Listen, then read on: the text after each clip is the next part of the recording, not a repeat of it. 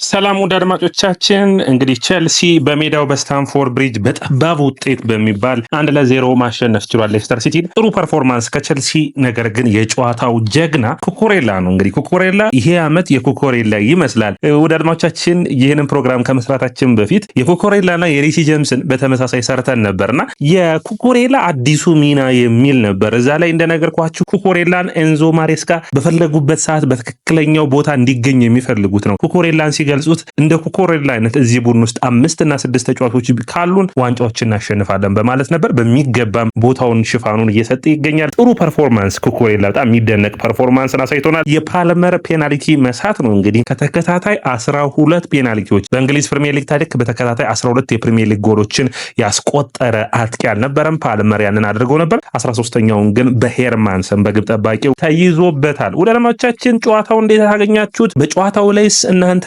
ምን ተመለከታችሁ? እንዴት ነበር ጨዋታው? በእናንተ እይታ የጨዋታው ኮከብ ማን ነበር? ምንም ጥያቄ የለውም የኩኩሬላ ሚና ከጊዜ ወደ ጊዜ በጣም የሚደንቅ ነው። ፔፕ ይህንን ተጫዋች ወደ ቼልሲ ከመሄዱ በፊት በጣም ይፈልገው እንደነበር ታውቃላችሁ። በጣም አስፈላጊ ፊርማ እንደሆነ ለቼልሲዎች ከጊዜ ወደ ጊዜ ያሳየ ይገኛል። ከየካቲት ጀምሮ ከአምና የካቲት ጀምሮ በዘንድሮ የውድድር ዓመት በወጥነት ነው ብቃቱን እያሳየ ያለው። ይበል የሚያሰኝ ነው። አድማጮቻችን ኮሜንት መስጫ ቦክስ ላይ እናንተን የጨዋታውን ኮከብ ምረጡልኝ። እንግዲህ የጨዋታውን ሂደቶች ስንጀምር የመጀመሪያው የሚሆነው የአሰላለፉ ሁኔታ ነው። የአሰላለፉ ሁኔታ የሚገርም ነበር። ሪሲ ጄምስ በህመም ምክንያት ነው እንግዲህ ቴምፕሬቸሩ ጨምሯል ነው የሚሉት። ትናንት ማታ ምን አይነት ህመም እንዳመመው አናውቅም። ከእግር ኳስ ውጭ በሆነ ህመም ትሬኒንግም አልሰራም ነበር። ትናንት ቡድኑ ጋር አልተቀላቀለም ነበር። ያንን ተከትሎ ቡድኑ ውስጥ አልተካተተም። የኤንዞ ማሬስካ ያው በሎ ብሎክ የሚጫወት ቡድን ሲያጋጥማቸው 3-2-5 ብዙ የእንግሊዝ ፕሪሚየር ሊግ ቡድኖች የሚወስዱት አጫወት ነው። ኤንዞ ማሬስካ በዛሬ ጨዋታ ግን 3-1-6 የሚመስል ወይም ከዘረዘራቸው ማጥቃቱን ወደ 6 ከፍ አድርገው ነው የተጫወቱት። ሌስተር ሲቲም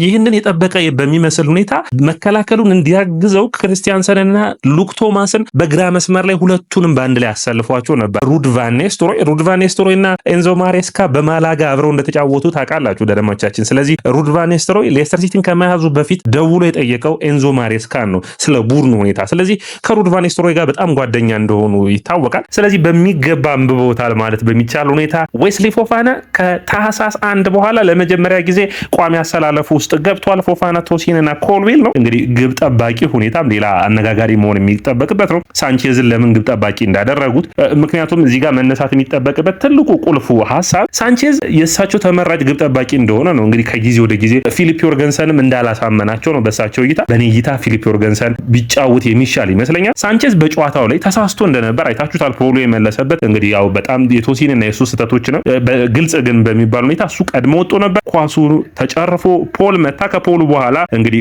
በሚገባ በሰዓቱ ላይ ኮልዊል ተገኝቶ ኳሱን ማስወጣት ችሏል። የኮልዊል ብቃት ፎፋና ሲመለስ ቦታዎችን የሮጠ ሽፋን ስለሚያደርግ የአንድ ለአንድ ግንኙነት ላይ ጠንካራ ስለሆነ በጣም አቅሙ ከፍ ይላል። ዛሬ ጨዋታ ኮልዊልም ቶሲንም ፎፋናም ጥሩ እንደነበሩ የሚያሳይ ነው። ሳንቼዝ ግን አሁንም የቼልሲ ግብ ጠባቂ ሁኔታ አሳሳቢ እንደሆነ ነው። ካይሴዶ የተከላካይ ክፍሉን በሽፋን እንዲሰጥና ብቸኛ አማካኝ አድርገው የማጥቃት ክፍሉን በሁለት ከፍለውት ነው እንግዲህ ዛሬ ሲያጫውቱት ያየን። ሳንቾን ኤንዞን እና ኔቶን ወደ ቀኝ መስመር ያደላ ቦታቸው እንዲጫወቱ ፓልመር ክሪስቶፈር ኩኩን እና ደግሞ ኩኩሬላን የግራውን መስመር ይዘው የስድስቱን ብትንትን ያላጨዋወትን ማጥቃቱ እንዲያግዝ አድርገውታል። የካይሴዶ በጣም አንድ ቁጥራዊ መረጃ ይቻሉ ዳድማዎቻችንና በጣም ገርሞኛል። 9 ቢጫ ካርድ አለው በእንግሊዝ ፕሪሚየር ሊግ ዳድማዎቻችን። ለምሳሌ ዛሬ ቢጫ ካርድ አይቶ ቢሆን ኖሮ 10ኛ የሆነና 2 ጨዋታ ነው የሚቀጣው። ያንን ተከትሎ በሚቀጥሉት ጨዋታዎች ካይሴዶ በጣም ጥንቃቄ ሊወስድ ይጠበቅበታል። ለምሳሌ በቀጣይ ከአርሰናል ጋር ነው የሚጫወቱት። የአርሰናል ጨዋታ ቢጫ የሚያይ ከሆነ የቶተንሃሙ ጨዋታ ያልፈዋል። ካይሴዶ ደግሞ በቼልሲ ቡድን ውስጥ የማይተካ ሚና ያለው ተጫዋች እንደሆነ በግልጽ የምታውቁት ናችሁ። ስለዚህ ይህ አሳሳቢ የሆነ ነው። ከዛ ውጭ የቼልሲ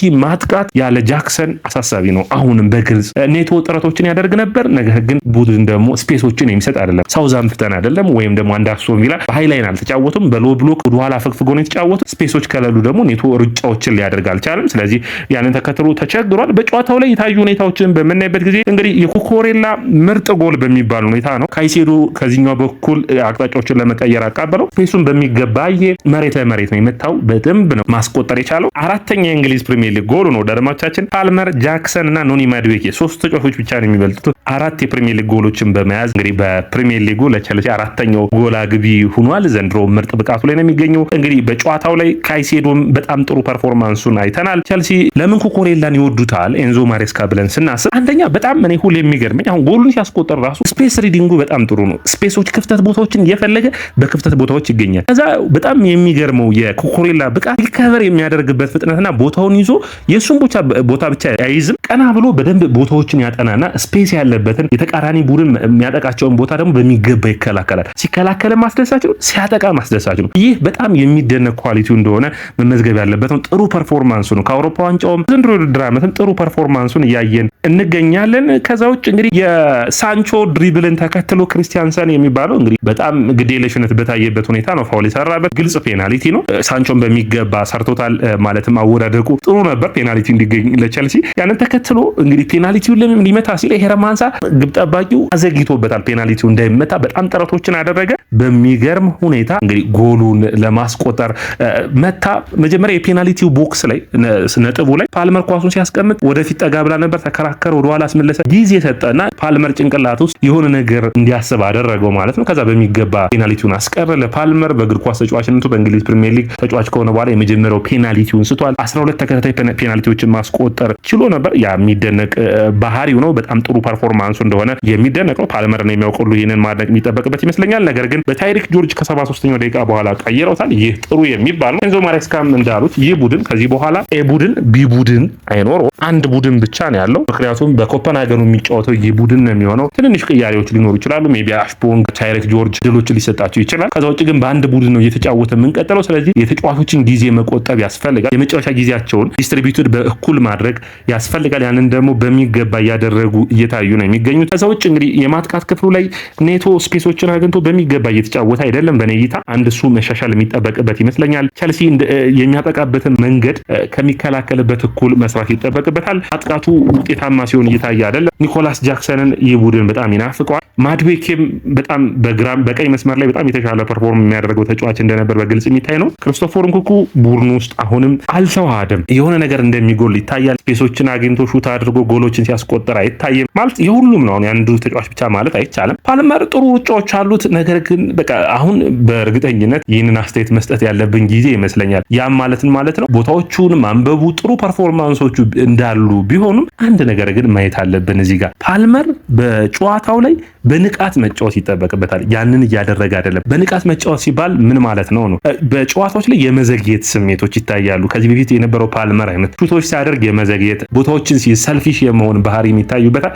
ጎሉን በጣም የመፈለግ ይታያል። ያን መቀነስና ወደ ጨዋታው ትኩረቱን ማድረግ ያስፈልጋል። ኤንዞ ፈርናንዴዝ ምንም የተለየ ብቃቱን አላሳየም። የቸልሲ የተከላካይ መስመር ላይ ስለ ፎፋና ማውራት ያለብን ይመስለኛል። ፎፋና ከረጅም ጊዜ ጉዳት በኋላ ነው የተመለሰው። በጣም አስፈላጊ የቸልሲ ተጫዋች እንደሆነ የሱ ብቃት ብቻ ሳይሆን ሙሉ ቡድኑን ማሻሻል የሚችል አስደናቂ ተጫዋች ነው። እንግዲህ ሲመለስ ደግሞ በሙሉ ፊትነሱ ነው የተመለሰው። ለ3 ወራት ከጉዳት የራቀ ይመስል ነበር። ታህሳስ፣ ጥርና የካቲት አመልጠውት ነበር። ስፔሶችን የሚያነብበት መንገድ አሁን የሚደነቅ ባህሪው ነው።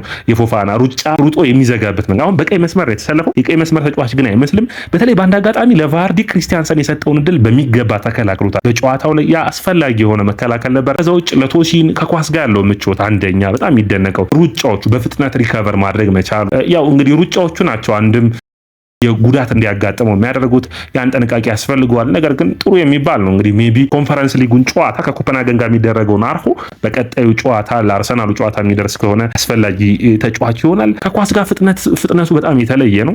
ማረጋጋት መቻሉ በጣም አስፈላጊ የሆነ ነው። ያንን ሲያደርግ ይታያል። እንግዲህ ጄምስ አለመኖሩን ተከትሎ በእነዚህ ሁሉ ችግሮች ውስጥ መፍትሄ ማምጣት መቻል ለኤንዞ ማሬስካ አስፈላጊ ነው። ጥሩ ብቃትም ነው። ማለትም አፍተሮል ማሸነፍ ነው። የቡድንን ስሜት ትገነባበታል። እኛም ከጨዋታው በፊት ምንድነው ያለው ማሸነፍና ማሸነፍ ግድ ይላል። ያን ምንድነው 3 ነጥብ ያስፈልገዋል ቸልሲ። ያንን ደግሞ በሚገባ አድርጎታል። አሁን እንግዲህ ወደ ቶፕ 4 ተመልሷል። ወደ ቶፕ 4 መመለሱ ጥሩ ነው። በዛሬ ጨዋታ ላይ ቶተንሃም እና በርንማውዝ አቻ መውጣታቸውን ተከትሎ የበርንማውዝ ነጥብ ጥሎለታል። ጥሩ የሚባል ነው። ማንቸስተር ሲቲ ነጥብ ጥሏል። ያንን ተጠቅሞበታል። ኖቲንጋም ፎረስት እንጂ የተጠጋ ይገኛል። ጥሩ የሚባል ፐርፎርማንስ እንደሆነ ነው። እንግዲህ ቸልሲ ይህንን ፐርፎርማንሳቸውን መቀጠል ግድ ይላቸዋል። ለቶፕ 4 የሚደረገውን ቀጣዮቹን ፍልሚያዎች የሚያስፈልጉ ነው የሚቀጥሉ ይሆናሉ። ቀጣይ ቀጣይ የሚቀሩትን ጨዋታዎች ማሸነፍ የሚችል ከሆነ ቼልሲ ወደ ዋንጫው ማለትም ለቼልሲ ዋንጫው ምንድነው ብትባሉ ማንም ሰው የሚለው ቶፕ ፎር መውጣት ነው። ምክንያቱም ወደ ቻምፒዮንስ ሊግ ከተመለሰ ጥሩ አጥቂዎችን ማምጣት ይችላል፣ ጥሩ ተከላካዮችን ማምጣት ይችላል። ቡድን እንደዛ ነው የሚገነባው። ኮንፈረንስ ሊጉን ዋንጫ ከማንሳት በላይ ነው በኔ እይታ ቶፕ ፎር መውጣት። ኮንፈረንስ ሊጉን ማሸነፍ ይጠበቅባቸዋል አይጠበቅባቸውም ማለት እንዳልሆነ ልብ ልትሉልኝ ይገባል። በጨዋታ ላይ እንግዲህ በመጨረሻ የተጫዋቾችን ሁኔታና ሬት በማድረግ ወይም የተጫዋቾችን እያንዳንዳቸው ምን ብቃት አሳዩ የሚለውን በማውራት እንጨርሱ ደረማቻችን። እንግዲህ የመጀመሪያው የሚሆነው ግብ ጠባቂው ሳንቼዝ ነው። ስህተቱ በግልጽ ዋጋ የሚያስከፍል ነበር። ቡድኑን ያንን ስህተት መስራት የለበትም። አሰልጣኙ ኤንዞ ማሬስካ ዛሬ የተሻሻለ ስራዎችን ሲሰሩ ታይተዋል። አንደኛ ቅያሬ ያደረጉበት መንገድ በጣም አስደምሞኛል። በመጨረሻዎቹ ደቂቃዎች ውስጥ ተከላካይ ሲቀይሩ ሳይ ጥሩ የሚባል ነው። መከላከሉን ማጠናከር መቻላቸው፣ በተለይ ማቫዲዲ መግባቱን ተከትሎ ማቫዲዲና ኮሬድ ሲገቡ በሚገባ መስመሮችን መሸፈን መቻላቸው ጥሩ የሚባል እንቅስቃሴን አሁን ቡድኑን እየተረዱት እየመጡ ያለ ይመስለኛል። ኤንዞ ማሬስካ በጣም የተሻሻለ በጣም ጥሩ ፐርፎርማንስ ነው በአሰልጣኝነታቸው ራሱ በየጨዋታው ባለፉት ጊዜያቶች የታየውን ግትርነታቸውን ትተው አሁን በየጨዋታው የተለያየ ቡድንን እያሳዩን ይገኛሉ። በሳውዛምፕተኑ ጨዋታ ያየነውን በአስቶን ቪላ ጨዋታ ባለፉት ጨዋታዎች የተለያየ ያጨዋት ስታይል ይታያል። ያ ጥሩ የሚባል ነው። የሆነ ጊዜ በጣም ስቲክ አድርገው ነበረ ባለፉት 11 እና 12 ጨዋታዎች ላይ ባለፉት ጨዋታዎች ማለት ነው። ዛሬ የተሻለ ፐርፎርማንስ በአሰልጣኙም በኩል በቡድኑም በኩል ታይቷል። ፎፋና፣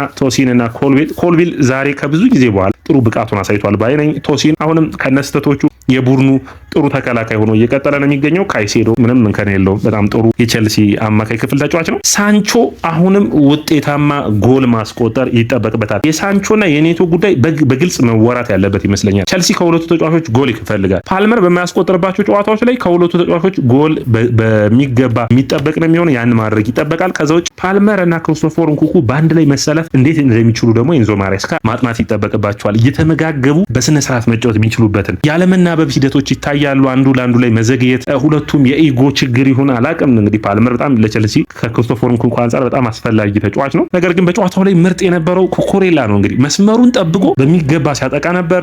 ወደ ሀፍተር ነው የሚገባበት መንገድ፣ ይሄ ስፔሱን የሚያጠናበት መንገድና የሚሮጥበት መንገድ በጣም የተለየ ነበር። ፍጥነቱ ጥሩ ነበር። በጣም የሚደነቀውን ፐርፎርማንሱን አይተናል።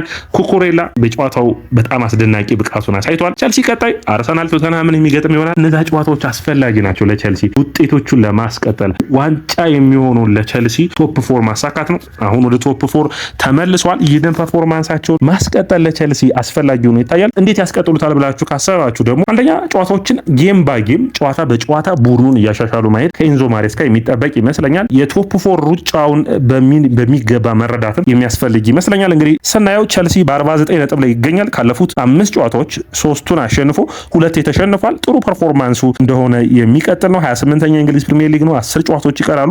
10 የፍጻሜ ጨዋታዎች ቼልሲ እንዳለበት መረዳት አለበት። ማንቸስተር ሲቲን አሁን በደረጃ በልጧል፣ በ2 ነጥብ ልዩነት ማለት ነው። ብራይተን ቀጣይ ያለው ብራይተን ነው። አስቶን ቪላ በርንማውዛውን ዝቅ ብሎለታል። ዛሬ አቻ መውጣቱን ተከትሎ ኒውካስትል ነገ የሚጫወት ይሆናል። ከመጣ ከማንቸስተር ሲቲ ጋር እኩል የሚሆን ይሆናል። ስለዚህ ቼልሲ በጥንቃቄ ቀጣዮቹን ጨዋታዎች ማሸነፍ ያስፈልጋል። ጠንካራው ፉክክር አሁን እየለየ ይመጣል። ቼልሲ በእርግጠኝነት ኖቲንግሃም ፎረስትን አሁን በኖቲንግሃም ፎረስትና በቼልሲ መካከል ያለው የነጥብ ልዩነት 2 ነው። በቀጣይ ጨዋታዎች ኖቲንግሃም ፎረስትን ከአጠቃላይ ነጥብ ከሚሰበስብበት መብለጥ ከቻለ ቶፕ ፎር ነው ያረጋግጣል። ማንቸስተር ሲቲ እንኳን በልጦት ቢሄድ 4ኛ መውጣት የሚችል ነው። ከዛ ውጭ በዘንድሮ ውድድር ዓመት እንደምታውቁት ቶፕ 5 የመሆን እድል ይኖረዋል። በአውሮፓ መድረክ ላይ የእንግሊዝ ቡድኖች ፐርፎርማንስ ታይቶ ያንን እድልም በሚገባ መጠቀም የሚያስፈልግ ነው የሚሆን። ወደ አለማቻችን ያያ ስፖርት ነው። ላይክ፣ ሼር፣ ኮሜንት፣ ሰብስክራይብ ማድረጋችሁን አትርሱ። ወደ 20 ሺህ የምናደርገውን ጉዞ ደግሞ ደግፉን። ወደ አለማቻችን